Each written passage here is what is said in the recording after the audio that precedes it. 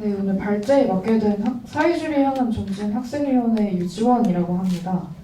오늘 발제는 왜 사회주의 학생운동인가? 라는 생각보다 심플한 제목으로 시작을 하게 되었는데요. 첫 번째 보시면 소제목이 캠퍼스에는 사회주의가 필요하다입니다. 이제 오늘 보시면 아시겠지만 오늘날 세계가 자본가와 노동자 두 계급으로 양분되어 있고 이 계급적 양분에서 자유로운 사람은 거의 없다고 봐도 무방합니다. 그러나 그렇지 않은 존재도 있습니다. 학생이죠. 학생은 아직 자본가와 노동자 중 어느 한 계급에 속하지 않고 계급으로 분류될 수가 없는 사회적 위치를 가집니다.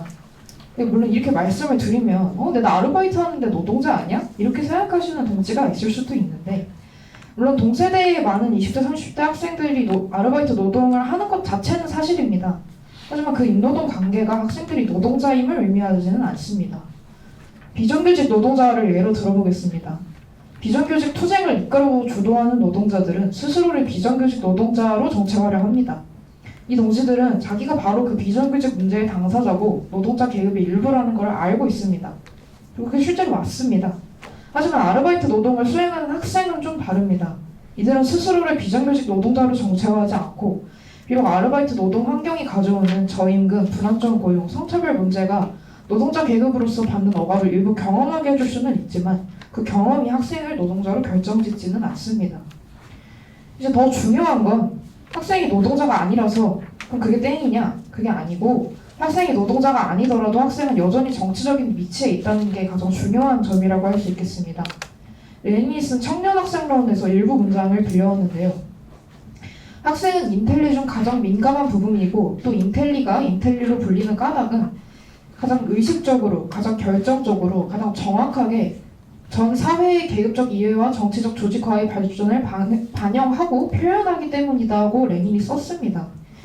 비록 레닌이 이 당시 이 글을 썼을 때와는 학생의 보편적인 상이 조금씩 달라졌다고 해도 학생은 여전히 인텔리, 지식인적 존재고 자본주의 체제 아래 학교가 자본주의 이데올로기만을 재생산하는 편협한 공간으로 전락했다고 하더라도 학생은 여전히 일상적으로 여러 이론과 과학을 접합니다.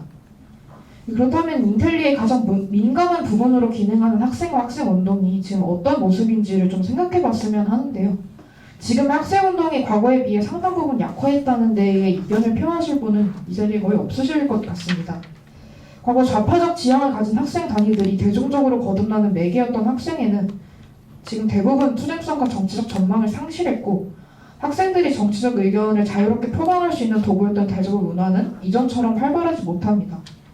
코로나를 지나며 재생산에 어려움을 호소하는 학생 단위가 늘었다는 점도 주목할 만합니다. 활동을 개선할 다음 학번 활동가를 찾지 못해서 고학번 활동가가 다음 활동으로 이전하지 못하고 계속해서 학생운동에 체류하는 모습들을 아마 주변에서도 숱하게 보셨을 겁니다.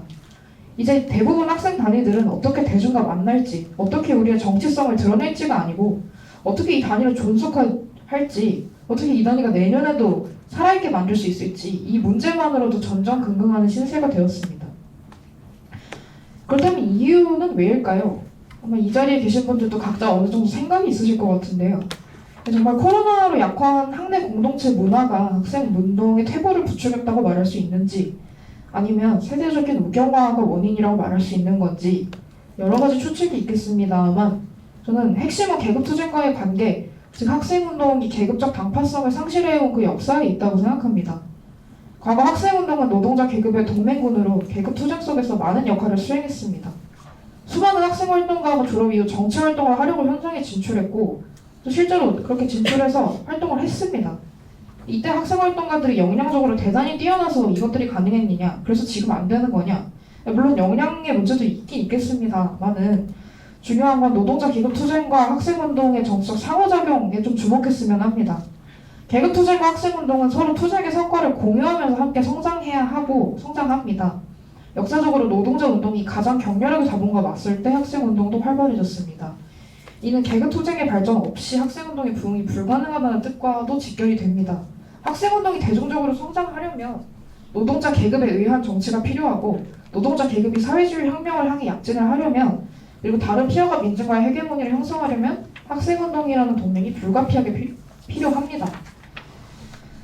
근데 냉정하게 판단을 해서 지금 한국의 노동자 계급 투쟁이 학생운동이 아주 손쉽게 거기 그냥 결합하면 될 정도의 선명한 정치 투쟁을 보여주고 있느냐? 그거 아니라고 생각하고 아마 동지들도 그렇게 생각하실 것 같은데요.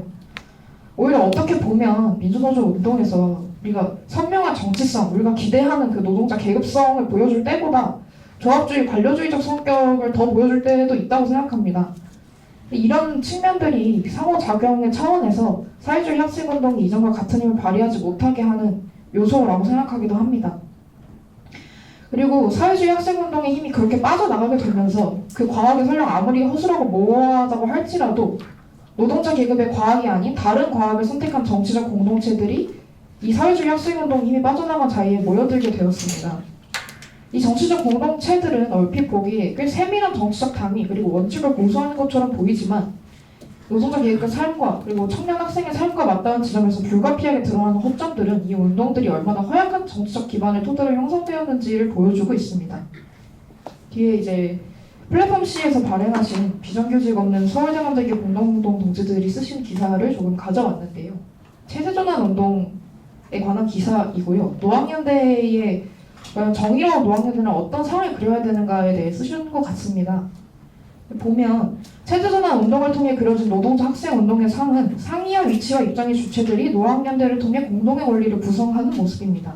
즉 학생이라는 주체와 학내 노동자라는 주체가 보편적인 권리 또는 정의라는 가치로 연결되고 그 연결됨을 통해서 대학 자본이라는 공동의 적에 맞서는 연대로 나아갈 수 있다는 겁니다. 이런 상에 따라서 설명을 하면 학생과 노동자가 서로 다른 이익관계를 가지고 있기는 하지만 대학이라는 공동체 안에 함께 소속해 있기 때문에 이 공동체 정의를 추구하는 과정 속에서 자연스럽게 결합하는 일이라고 노학연대를 통칭할 수 있다. 이렇게 볼 수 있겠습니다. 체제전환 운동을 통해 제시된 노학연대의 상은 가장 중요한 대상, 자본주의를 의도적으로 회피하고 있다는 점에서 지극히 문제적입니다. 지금의 대학을 생각해 봅시다. 지금의 대학은 과거보다 더 적극적으로 자본가 계급에 헌신하고 복무합니다. 중앙대학교와 두산, 성균관대학교와 삼성, 대학이 대기업의 하수인으로 전락하거나 노동인구 재생산의 장으로 축소된 예를 보면 아주 쉽게 알 수 있는 사실입니다. 대학에서 발생하는 노동자 착취, 자본주의 구조와 결코 무관하지 않죠. 그러나 체제전환 운동은 자본주의 철폐라는 노동해방이 가장 중요한 기조를 의도적으로 회피한 채 발전해왔고 따라서 자본주의 자체가 아니라 자본주의 구조가 촉발하는 하위 현상들밖에는 지적할 수 없다는 한계를 겪게 되었습니다. 이 불안정 노동에 맞서자면서 무엇이 대학 내에서의 불안정 노동을 초래하고 있는지를 지적하지 않으면 그 운동에 무슨 의미가 있는지 알 수 없는 것처럼 말이죠. 모든 노동자는 자본주의 체제와 구조적으로 연관됩니다. 모든 노동자는 자본주의 체제와 구조적으로 연관이 되면서 대학 내 조리 노동자가 겪는 착취를 노동자와 학생 간 상호돌봄으로 완전히 해결할 수 없는 이유이기도 합니다. 바로 그것이 누구에게나 열린 공간이 되어야 할 대학이 대학 자본에 의해 사유화되고 비정규직 노동자를 양산하는 점은 당연히 규탄해야 하지만 그 규탄이 명백히 자본주의 구조를 향하지 않으면 안 된다는 겁니다. 사회주의 학생운동이 적극적으로 노동자 계급의 이익을 대변하면서 아래로부터의 가장 취약한 학내 노동자 그리고 전체 노동자 계급과 함께 싸울 때 진정한 학내 민주주의도 획득이 되는 거라고 생각합니다. 지금 필요한 건 체제전환이라는 모호한 말로 정치성을 가린 연대가 아니라 선명한 계급 정치에 기반을 둔 노학연대라고 말씀드리고 싶습니다. 단순히 대학 캠퍼스라는 공동체에 함께 속했기 때문이 아니고 정의나 보편적 권리라는 모호한 가치에 동의해서가 아니고 노동자 계급에 의한 사회주의 건설을 지향하는 학생운동이 지금의 캠퍼스에 필요한 것이라고 말씀드리고 싶습니다. 그리고 노동자 계급 정치를 통한 전망공헌이 다음 주제인데요. 학생이 노동자 계급에 일원이라고 말할 수는 없다고 아까 앞서서도 말씀을 드렸습니다. 그렇지만 분명히 사회주의 학생운동의 정치적 생명은 노동자 계급 투쟁이 좌우합니다. 앞서 인용했던 청년학생론을 재차 좀 빌리고 싶습니다. 계급 구분은 정치적 조직화의 궁극적인 기초이다. 즉 최종적으로는 항상 계급이 조직화를 규정한다. 그러나 이 궁극적 기초는 역사적 발전을 통해서만 발전 과정에 참여하고 발전 과정을 창조하는 사람들의 의식에 따라 드러난다. 이게 아까 앞서 서술한 과학의 문제와 다시 직결되는 내용인데요. 학생운동 사이에서 혁명적 사회주의에 동의하는 활동 및 지지자를 만들고 대중을 규합하는 문제는 계급적 당파성이라는 궁극적 기초에 의해서 좌우됩니다. 근데 이 궁극적 기초라는 게 다른 게 아니고 정치적 계급 투쟁의 발전 과정, 즉 노동자 계급이 주도적으로 다른 피해업대 중의 문제, 자본주의 병폐가 가장 극단적으로 드러나는 각 사안에 개입해서 그걸 투쟁으로 돌파하면서 자본과 맞서는 그 발달 과정에 의해 좌우된다는 겁니다. 특히 예를 학생운동으로 들면 기후, 여성, 소수자 인권, 장애인 인권 이 여러 의제로 다원주의화된 지금의 캠퍼스 운동을 사회주의 이데올로기로 설득해내기 위해서는 사회주의 사상이 지나치게 계급 환원론적이다, 거대 담론이다 이런 오해를 벗고 현실의 노동자 계급이 전체 피해업 민중에 대한 헤게모니를 조성하는 과정이 중요합니다. 자본주의 체제는 노동자 계급이 단결하지 못하도록 다양한 방식으로 노동자 계급을 분할하고 있습니다. 대표적 도구로 쓰인 가부장제죠. 자본주의는 일정 이상의 노동 인구를 유지하되 각 가정에서 필연적으로 발생하는 돌봄, 가사 노동을 여성에게 전가하기 위해 가부장제를 자신의 도구로 채택해왔습니다. 잘 아시겠지만 한국의 여성 노동자들도 경력 단절 이후에 연금제도의 제한적 적용으로 인한 고령 노동자 증가, 고질적 저임금과 비정규직화, 임신 종직권 미보장 이런 숱한 가부장적 자본주의 여가적 체제에 시달리고 있는 현실입니다.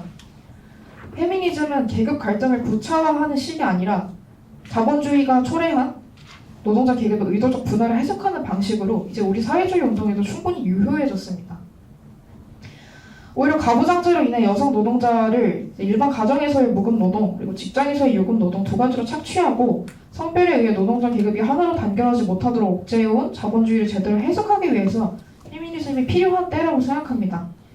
물론 사회주의자는 무엇보다 계급에 의해서 기초에서 사고해야 하지만 지금 자본의 노동자 계급 갈라치기 전략이 과거보다 겁절로 섬세해지고 영약해진 상황에 사회주의자도 그에 맞춰서 날카롭고 객관적인 시선으로 자본의 억압 방식을 분석해야 자본과 제대로 맞설 수 있고 사회주의 학생운동도 펼칠 수 있다고 생각을 합니다. 이제 비단 여성 의제에 한정되는 이야기는 아니지만 만약 한 사회주의자가 페미니스트조차 될 수가 없다고 이야기를 하면 그 사회주의 운동이 어떻게 피해가 민중의 고통을 이해하고 전체 노동자 계급이 헤게모니를 주도하는 방식으로 인도할 수 있는가 그렇게 얘기하기는 불가능할 것 같습니다. 그러므로 이제 사회주의를 지향하는 학생활동가는 어디까지나 노동자 계급에 의한 사회주의 혁명이라는 궁극적 기초에 헌신하면서 기후, 성소수자, 여성, 장애인의 의제에도 충분히 관심을 기울이면서 자본주의 구조가 어떤 방식을 통해서 피해가 민중의 고통을 세분화하고 있는지 설명할 줄 알아야 합니다. 노동자 계급이 당장 전체 피해가 민중에 대한 헤게모니를 주도할 수 없는 정세라면 사회주의 학생운동이 이데올로기를 발전시켜서 피해가 민중의 어려움에 개입하고 대안을 분석하는 과정이 중요하기 때문입니다. 조합주의에 갇혀서 단순 1년에 한 번 임금 협상할 때만 그 투쟁에 몰두하는 노동조합이 아니라 대중이 진짜 필요로 하는 변화를 위해서 투쟁할 때 노동자 계급은 다른 피해가 대중의 선도의 선투서로 기능하고 혁명의 주체로 발동할 수가 있습니다. 하지만 현실에서 계급투쟁이 보이는 모습은 우리의 궁극적 지향과는 판이하게 다릅니다. 즉 민주노총은 노동자 헤게모니를 주도하기는커녕 여러 중요 과제에서조차 습관적으로 의회 정당이 기대고 있고 합법주의에 갇힌 보수적인 투쟁만을 보여주고 있습니다. 여기 기후정의 행진이나 여성의 날 맞이 노동자 대회에 가신 동지들도 꽤 있으실 것 같은데요. 그런 대회들 행진에서조차 형식적인 실천을 보이는 민주노총의 태도도 이런 맥락이라고 볼 수 있겠습니다. 하지만 노동자 계급의 운동에서 곧바로 과학적 당위를 발굴할 수가 없는 근래 같은 시기에도 여전히 자본주의에 맞설 수 있는 유일한 대안은 노동자 계급에 의한 정치 투쟁입니다. 그러므로 학생 사회주의자의 임무는 현 시점의 당면에서 어떤 의제의 피해업대 중에 분노가 몰려있는지를 포착하고 이데올로기 운동으로 노동자 계급 투쟁에 동기를 부여하는 것이 되겠습니다. 노동자 계급이 자본주의 생산체제를 무너뜨릴 수 있다면 학생은 자본주의가 양산한 이데올로기에 맞서는 운동을 펼칠 수 있습니다. 학생운동은 목적의식적으로 혁명적 사회주의에 입각해서 날카로운 정치적 입장을 고수하면서도 이론과 실천이라는 두 가지 손으로 대중을 설득해야 할 때입니다. 그래서 뒤에서는 그래서 우리가 무엇을 할 거냐, 정확히 뭘 하자는 거냐 이런 지점들을 좀 제안드리고 싶습니다. 첫 번째는 앞선 전체 세션에서도 이미 충분히 강조된 이야기 같기는 한데요. 자본과 정치 세력과의 단절으로 노동자 계급의 독자적 정치 세력을 마련해야 될 때라고 생각합니다. 지난 9월 11일에 더불어민주당과 조국혁신당, 진보당, 3인당 일부 의원들이 윤석열 탄핵준비의원 연대라는 걸 발족을 했습니다. 이 인터뷰에 보면 탄핵을 현실화하기 위한 법적 준비, 참여 의원 확대 활동을 해나가겠다 하면서 탄핵 이후에 새로운 대한민국을 위한 사회 대개혁 과제도 준비하고 토론도 하겠다 이런 입장을 표명했습니다. 이는 그간 부적절한 외교, 각종 비리와 구설수, 무책임한 물가 방치 등으로 폭발한 대중을 유유자적 지켜보던 야당 세력이 행동을 시작했다는 뜻과도 직결이 됩니다. 지난 22대 총선에서 남발되듯 사용된 단어가 심판이었습니다. 근데 그랬던 거에 비해서 상반기 동안 민주당이 상당히 조용했죠. 노동자 계급의 생존권을 위협하고 노동조합의 공안 탄압을 바랬던 바로 그 윤석열 정권의 탄압이야말로 총선 161석이라는 압도적 승리를 가져다준 장본인이었기 때문입니다. 자본주의 체제 아래 자본가 계급의 이익을 대변하는 정당이라는 점에서 마치 서로의 안티테세인 양 서로 심판하겠다, 끝내겠다 이런 말만 반복하고 있는 두 보수 양당이 방식의 차이만 있을 뿐이지 궁극적 기초에서는 차이가 전혀 없다는 걸 의미하는 겁니다. 당연히 그것을 알기에 이 두 정당도 서로 심판하겠다 뭐하겠다 하면서도 공존하는 방식으로 존재해 왔습니다. 윤석열 정권이 탄압을 더 세게 가할수록 정치적 이분법 논리에 의해 지지자가 늘어날 거라는 걸 민주당도 알고 이재명도 알고 있습니다. 윤석열 정권 취임 이래 물가가 비상식적으로 오르고 가계 부채가 점점 늘어나도 민주당이 본격적으로 탄핵 절차에 들어가지 않았던 이유입니다. 기묘한 침묵을 고수하던 민주당이 이 정권 탄핵 절차에 시동을 걸기 시작했다는 건 자본주의 체제 존속의 차원에서 더 이상 침묵하기보다 탄핵이 더 유리해진 시점이라는 걸 의미한다고 생각합니다. 방임하기엔 대중의 분노가 지나치게 심화했고 자본주의 체제의 보존을 위해서는 형식적인 교체라도 필요한 시점이라고 판단하는 것으로 보입니다. 촛불 시위 직후에 박근혜를 탄핵한 민주당이 문재인을 대통령 자리에 앉힌 것처럼 말입니다. 이 판단은 적절해 보입니다. 윤석열 정권을 향한 대중사회의 공분은 점점 커지고 있고 학생 사회에서도 마찬가지로 광범위해졌습니다. 윤석열이 대선에서 당선이 됐을 때 20대 남성 유권자 지지율이 이례적으로 굉장히 높아서 굉장히 여러 기사에서도 다뤘던 것으로 기억이 나는데요. 지난 9월 13일 한국갤럽이 조사한 결과에 따르면 윤석열 대통령의 직무 수행에 대한 의견을 묻는 설문에서 18세에서 29세 응답자 73%가 윤석열 정부가 잘못하고 있다고 답했습니다. 그 당시 언론이 윤석열의 열렬한 지지자로 분석했던 그 층마저 이제 윤석열 정부에게 상당히 실망을 했고 등을 돌려줬다는 거죠. 그러나 대중의 분노에 비해서 지금의 계급투쟁이 제대로 된 정권퇴진투쟁을 만들어내고 있느냐? 앞서 여러 번 말씀드렸지만 아니라고 생각합니다. 과거 민주노동당 등의 시도를 통해 부르짖던 노동자 계급의 독자적인 정치 세력화는 옛날 말이 되어버렸고 민주노총은 지난 22대 총선에서 민주당과의 위성정당 창당을 선언하면서 민주노총의 정치 방침을 정면에서 무너뜨린 진보당에 대한 지지마저 공식적으로 철회하지를 못했습니다. 해당 방침을 추진한 민주노총 사무총장 출신이었던 정종덕 의원이 민주당과의 야합으로 국회에 입성하는 동안 민주노총 차원에서는 그 어떤 비판도 제지도 가하지 못했습니다. 이것만 보더라도 오늘날 민주노총에게 있어서 독자적 정치 세력화라는 과제가 얼마나 요원한가는 쉽게 알 수 있습니다. 뒤에 좀 인용한 글도 앞서 전체 세션에서도 나왔던 907 기후정의 행진 조직위원회 2차 회의 결정에 관한 여러 단체 입장문들을 좀 인용을 했습니다. 지난 907 기후정의행진 조직위원회의 진보당 가입 관련 논쟁에서도 이 문제가 불거졌습니다. 총선에서 당방이 민주당과의 야합을 보여준 진보당을 기후정의 운동 내부에 우리가 활용할 수 있느냐 이 문제를 두고 연대체 내의 의견 대립이 팽배해진 것이죠. 진보당의 조직위 가입을 허용해야 된다는 단체들이 든 이유는 기후정의 운동의 규모 확장 그리고 운동의 성장을 위한 어른 토론장의 형성입니다. 이 주장은 기후정의 운동에 더 많은 대중을 규합해내고 정치적 이견이 있는 단위와도 토론을 통해 견해차를 좁혀나가면서 운동을 확장한다는 측면에서 얼핏 그럴듯하게도 들립니다. 그러나 22대 총선에서 진보당은 신자유주의 정책을 통해 노동자를 착취하고 억압해온 민주당과도 얼마든지 합식할 수 있다는 걸 보여주었고 의회에 진입하기 위해서는 진보 정당이라는 이름이 지닌 책임 또한 얼마든지 져버릴 수 있다는 것을 우리에게 보여주었습니다. 그런데 이러한 진보당의 행태에 운동이 지금보다 더 단호한 원칙을 보여주지는 못할 망정 더 넓은 정치 공동체, 함께 토론하고 논쟁하는 과정에서 생겨나는 더 큰 운동, 양적으로 더 많은 활동가를 모아야 된다 이런 이야기를 할 때가 아니라 이제 누구와 손을 잡고 누구와 단절할 것인지 그 원칙을 명확히 그을 수 있을 때 이들이 말하는 더 넓은 정치 공동체, 함께 토론하고 논쟁하는 과정에서 생겨나는 더 큰 운동이란 게 그때서야 가능해지는 거기 때문에 원칙을 긋자고 제안을 드리는 겁니다. 노동자 계급의 독자적 정치 세력화를 위해 공동 전선은 분명히 필요합니다. 그것에 대한 필요성을 부정하지는 않겠습니다. 기후위기뿐만 아니라 자본주의가 빚어냈고 지금의 노동자 계급 그리고 전체 피어가 민중이 당면한 수많은 문제에 효과적으로 맞서 싸우기 위해서라도 여러 경향을 가진 단체들과의 생산적인 토론은 반드시 존재해야 합니다.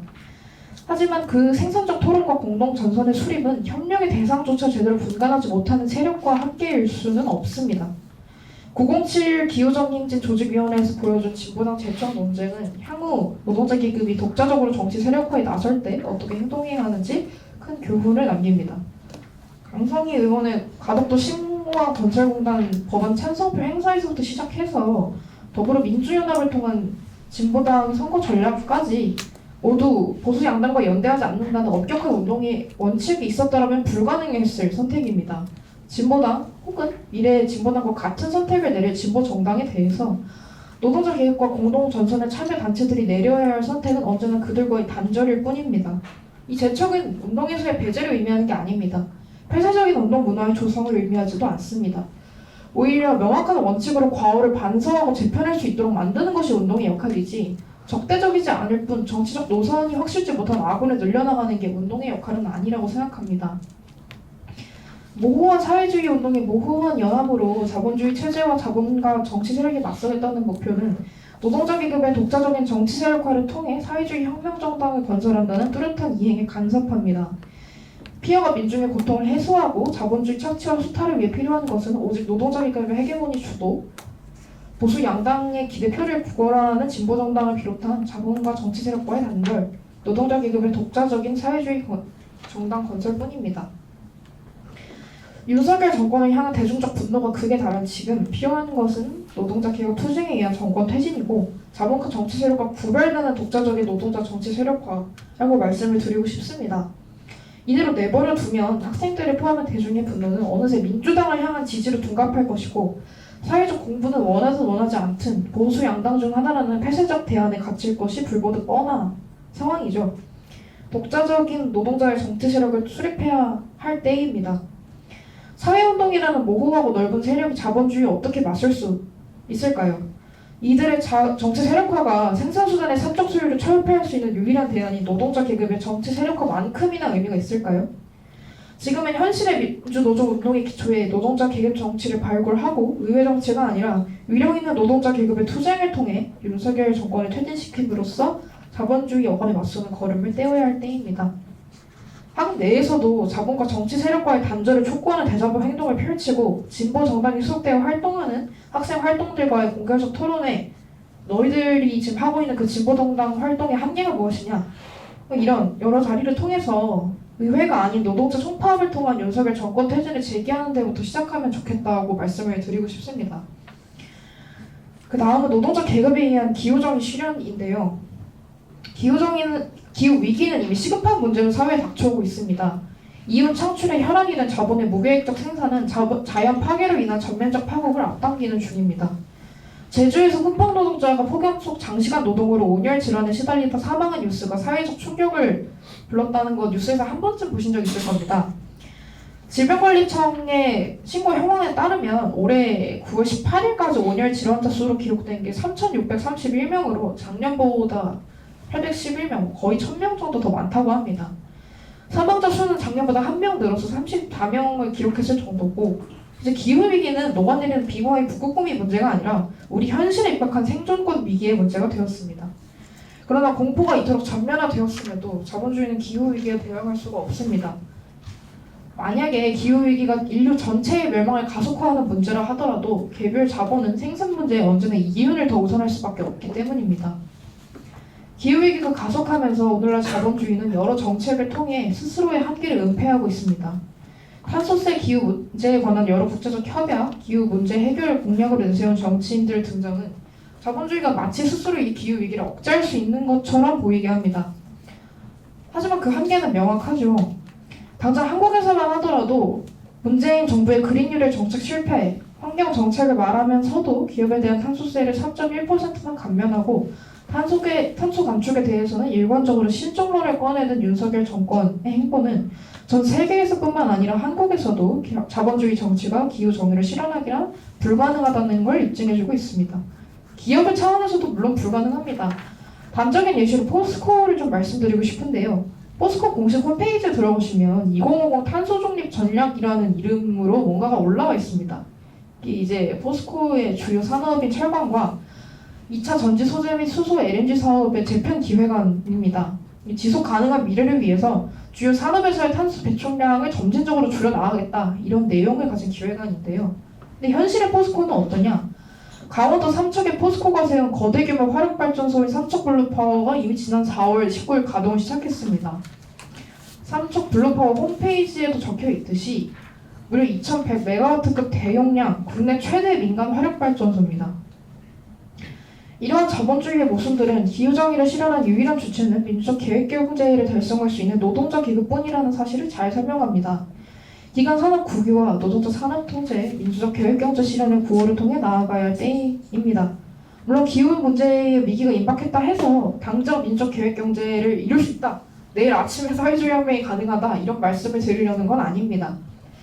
하지만 기후위기와 가깝게 맞닿은 물류센터 노동자, 발전 노동자, 공공교통 노동자와의 연대에서부터 기후정의 실현을 향해 점진적으로 학생운동이 나아간다면 기후운동의 미래도 열릴 것이라고 생각합니다. 기간산업 국유화, 공공교통의 확대, 모든 노동자에 대한 총고용이 보장되는 에너지 전환의 목소리를 학생운동에서부터 넓혀 나갈 것을 제안드립니다. 다음은 사회주의 페미니즘에 대한 부분인데요.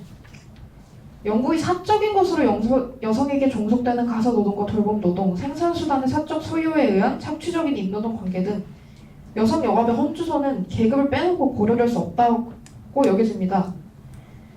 이제 여성 노동자는 삶이 조금 더 나아지고 있다는 환영, 예를 들어서 약간 임금이 개선된다거나 허울뿐인 성평등 정책 등이 매년 갱신된다거나 이런 걸로 좀 위안하면서 살아갈 것이냐, 아니면 진정한 구조 변혁으로 지배계급 자체를 타파할 것이냐의 갈림길에 다다랐습니다. 그리고 그 갈림길에서 여성 노동자가 무엇을 택할지는 앞으로의 페미니즘 운동가 활동가들의 행보에 달렸습니다. 우리가 어떤 페미니즘을 택해야 하는가, 어떤 해방에 대한 갈구로 노동자 대중과 연대하고 운동을 주도할 것인가, 이런 질문들이 이제 정말 그 어느 때보다 유효해졌다고 생각합니다. 물론 여성 해방이라는 게 하루아침에 이루어지지 않습니다. 복합적인 형태로 우리 사회에 뿌리내린 억압과 착취를 사회주의 혁명이 하루아침에 뚝딱 철폐할 수 있는 것도 아닙니다. 그러나 적어도 사회주의 혁명, 노동자 계급에 의한 투쟁이 의회에 의한 해방, 선거에 의한 해방, 혹은 개인적 성공에 의한 해방보다는 여성에게 진실한 해결책이라고 생각합니다. 경제적 요소들이 완전히 사라지는, 즉 과거 어느 시점에 여성에 대한 지배를 가져온 그 힘들을 변화시켜가는 유일한 현실의 운동은 오직 사회주의 페미니즘이고 여성 노동자의 투쟁입니다. 여성 노동자들은 물론 자본주의 체제에서 어떤 노동자가 그렇지 않겠습니까마는 일터에서의 노동과 가정에서의 노동 두 가지를 통해 이중으로 고난을 겪고 있습니다. 자본주의 안에서 새로운 몸을 얻은 가부장제는 가부장적 자본주의라는 형태를 띠고 대중 앞에 나섰습니다. 가사 돌봄 노동의 전가, 가장이 아니라는 이유로 심화되는 비정규직화, 저임금화 등은 여성 중심 업종에서 거의 전통이 된 이야기입니다. 지난 5년간 20대 여성 우울증 환자는 다른 집단보다 가장 높은 상승세를 보였습니다. 왜 그토록 우울한가? 이런 헤드라인으로 연일 뉴스를 뽑는 언론 역시 여성 노동자의 고통을 제대로 진단하고 있지 못하기는 매한가지였습니다. 자본주의라는 대전제를 벗어날 수가 없기 때문이죠. 그렇다면 해답은 노동자 투쟁, 강력한 파업에서 찾아야 합니다. 이미 아이슬란드, 스페인, 아르헨티나 같은 여러 국가의 노동자들이 파업으로 증명한 대답입니다. 실제로 올해에도 38 여성 파업이 현장에서 투쟁하는 여러 여성, 성소수자, 남성 노동자를 모아내면서 한국에서도 가부장적 자본주의 철폐를 하는 노동자 계급의 정치 투쟁이 가능하다는 것을, 그 대답을 첫 발에 띄었다고 생각합니다. 이제 내년을 준비할 때가 됐습니다. 2025년 38 여성 파업에 캠퍼스 내 학생 사회가 연대할 수 있도록 흐름을 만들어봤으면 좋겠습니다. 여성, 성소수자 학생이 모여서 아래로부터 조직한 노동자들의 실천으로 연대를 표명하는 학생운동 만들 수 있다고 생각하고 만들어야 한다고 생각합니다. 또 이 자리에 팔레스타인 문제에 관심이 있으신 분이 많으신 것 같고 깃발도 다들 하나씩 들고 계시는데요. 마지막으로 반제반전 국제연대에 관한 측면을 좀 제안드리고 싶습니다. 러시아 우크라이나 전쟁, 이스라엘의 팔레스타인 학살과 더불어서 세계 곳곳에서 격화하는 전쟁 위협을 부정하실 분 여기 아무도 안 계실 것 같습니다. 자본주의의 구조적 모순이 촉발한 대공황의 조짐은 국제 정세를 세계화, 지구촌이라는 단어에서 밀쳐내는 데 마침내 성공했습니다. 이탈리아의 조르자 멜로니, 아르헨티나의 하비에르 밀레이를 비롯한 극우 정치인들이 지극히 보호주의적인 공약을 내걸고도 당선된 건 많은 의미를 시사합니다. 자본주의는 두 차례 세계대전을 통해 대공황을 극복했던 방식 그대로 다시 한번 정쟁에 불씨를 붙이려 하고 있으며 그것은 동아시아 땅에서도 마찬가지입니다. 다만 작금의 북중러 블록화, 한미일 블록화 현상이 단순히 겉으로 보이는 이미지 그 이상이라는 걸 해석해야만 앞으로 우리 학생운동이 향방이 어디로 나아갈 것인지에 있어서도 제대로 진단이 가능할 것 같습니다. 표면적으로 중러연합이 굳건해 보이지만 사실 현 바이든 정부의 정책과 깊은 연관성을 가지고 있기 때문입니다. 바이든 정부는 취임 이후 꾸준히 중국, 러시아 랑자를 모두 골고루 견제하는 정책을 사용해왔습니다. 대중국 견제 전략이라고 하죠. 중국 생산의 알루미늄 반도체, 전기차, 철강, 알루미늄 사업에 관세 폭탄을 안기고 지난 7월 우크라이나의 각종 미사일과 로켓 시스템 타격을 포함한 2억 2,500만 달러라는 어마어마한 안보 지원을 약속하면서 전면적 러시아의 억제에 나간 것도 바로 바이든 정부였습니다. 이 견제 정책들이 상당히 유효한 것으로 보입니다. 미국의 전체 수입 가운데 중국의 비중이 상당 부분 감소했습니다. 4년도 안 되는 기간 사이에 3,378억이나 되는 규모의 무역 수출량이 줄어들어 버렸습니다. 2023년에 이제 중국이 미국에 수출을 하는 수출 규모가 3조대였는데 지금 대중국 디리스킹 전략 이후에는 1조대입니다. 절반 이상이 줄어든 거죠. 중국은 이렇게 되면서 상당 부분 궁지에 몰린 상황이 되었고 따라서 지금의 북중러 블록 현상은 미국의 견제로 이익관계가 절묘하게 일치하게 된 중국 그리고 러시아가 잠시 협력을 택한 것이라고 볼 수 있겠습니다. 지금 단계에서 북중러 동맹에는 미국의 견제에 대한 방어라는 이익관계 외에 일치하는 지점이 단 하나도 없습니다. 심지어 이 동맹을 지속적으로 유지할 경우 지금의 중국이 러시아 우크라이나 전쟁에서 고수해온 중립적 지형은 더 이상 존속할 수가 없게 되기 때문에 중국에는 상당한 부담을 끼치고 있는 것도 사실입니다. 그렇기 때문에 만약 트럼프 전 대통령이 재선에 성공해서 미국 정부의 중러 정책이 완전히 뒤바뀌게 되면 이게 상당히 중요한 국면이 될 것이라고 생각이 되는데요. 트럼프가 일찍이 러시아의 우크라이나 영토를 일부 내주는 방안을 검토하겠다. 우크라이나에는 한 푼도 안 주겠다. 이런 발언을 거듭하면서 러시아에 대한 우호적 입장을 고수해왔고 북한에 대해서도 임기 당시 가졌던 북미 회담을 과시하면서 내가 회담하면 한 번 만나면 다 끝나는데 왜 이렇게 핵 문제 가지고 쩔쩔 매는 거냐 뭐 이런 긍정적 의사를 표방해 온 것도 이제 그런 맥락에서 검토해볼 만하다고 여겨집니다. 그냥 중국에 대해서는 문제가 좀 다르다고 생각하는데요. 트럼프가 지금 자기가 당선되면 중국이 200% 관세를 매기겠다는 부과를 예고한 상황인데 이렇게 되면 바이든 정부보다 한 발 더 나가서 중국을 견제하는 정책을 쓰겠다고 말한 것이나 다름이 없기 때문이죠. 바이든 정부의 방침을 큰 변경 없이 이어나갈 해리스가 당선이 되면 북중러 블록은 지금의 상태를 유지하거나 그보다 더 강화되면서 전쟁 공포를 이 한국당에 가하게 될 것이고 트럼프 후보가 당선이 되면 극심한 고리를 처한 중국이 대만에 대한 전쟁 위기를 확산시키면서 그 위협이 한국에 미칠 게 분명한 상황으로 보입니다. 그리고 그렇게 촉발된 전쟁 위기는 양 시뮬레이션 어느 쪽으로 가더라도 한국의 학생들에게 매우 실존적인 위협으로 다가서게 될 것 같습니다. 이윤 창출을 향한 자본가들의 끝없는 욕구와 그를 보호하고자 하는 각국 정치인들의 노름이 노동자와 학생들에게 이제 삶의 터전이 무너질지도 모른다는 생존권 위기로 직결되게 되는 것이죠. 그럼 학생운동은 뭘 해야 되냐? 이 거대 산업의 이윤을 두고 세계 자본가들과 북한, 중국 주가 관료가 전쟁 위기를 부추기고 있는 상황에서 우리 운동은 뭘 할 것이냐? 방법은 자주, 평화 이런 듣기 좋은 단어가 아니라 국제적인 노동자 계급의 단결로 자본가 계급을 위한 전쟁을 거부하는 데 있다고 생각합니다. 팔레스타인에 대한 이스라엘의 인종성소 행위를 두고도 한국 정부를 포함해서 각국 정부는 어떤 제지도 하지 않고 있습니다. 미국이 컬럼비아 대학 학생들과 교직원 노동자들이 보여준 투쟁처럼 이제 한국의 학생운동에서도 전면적인 팔레스타인과의 연대를 통해서 국제주의에 기반한 사회주의 운동에 반제국주의, 반전쟁 구호를 명확히 해야 할 때입니다. 미국, 독일, 영국, 프랑스가 그리고 유럽의 제국주의 열강들이 이스라엘이 엄청난 무기를 팔아치우고 있다는 건 다들 아실 테지만 한국 정부도 결코 이에 뒤처지지 않는 열성적인 태도로 이스라엘의 무기, 굴착기를 팔아치우고 있는데요. UN 관세 데이터에 따르면 2013년에 313만 달러였던 한국의 대이스라엘 무기 수출액이 2022년에는 824만 달러까지 늘었다고 합니다. 500만 달러 가까이가 는 겁니다. 그 중에서 폭탄, 수류탄, 지뢰, 어뢰, 미사일이 무기 수출액의 99%를 차지했다는 분석은 그 수많은 무기가 다 어디 쓰였을지를 너무 끔찍하게 그리고 쉽게 상상할 수 있도록 합니다. 지금보다 더 전면적인 반제국주의 운동, 반전쟁 운동 없이는 한국 정부의 이스라엘 지원 그리고 팔레스타인 민중 학살의 가담을 막기란 불가능합니다. 이를 위해서는 노동자 계급과 결합해서 실제 파업으로 생산을 멈추는 운동이 필요하다고 생각됩니다. 그리고 그런 운동을 위한 이데올로기 투쟁은 어떻게 대중을 설득할 것이냐는 학생운동에서 열어젖힐 수 있다고 생각합니다. 군수산업에서의 이윤을 위해 한국 정부와 자본이 어떤 전쟁 범죄에 공모하고 있는지를 대중적으로 폭로하고 학생 사회가 나서서 팔레스타인을 연대하는 수준을 만들어봤으면 좋겠습니다.